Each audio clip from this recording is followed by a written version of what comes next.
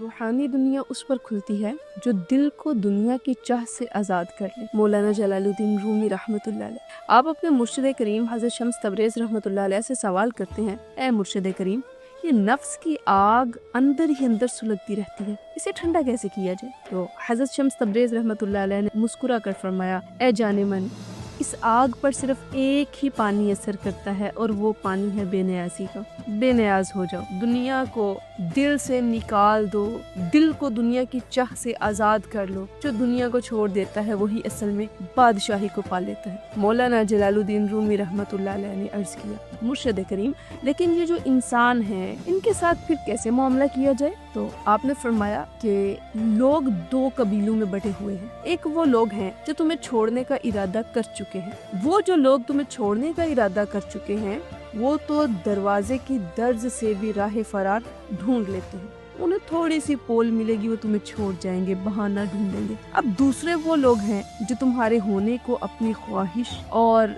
खुशबख्ती समझते हैं। वो चट्टान में से भी सुराख करके तुम तक पहुंच जाएंगे।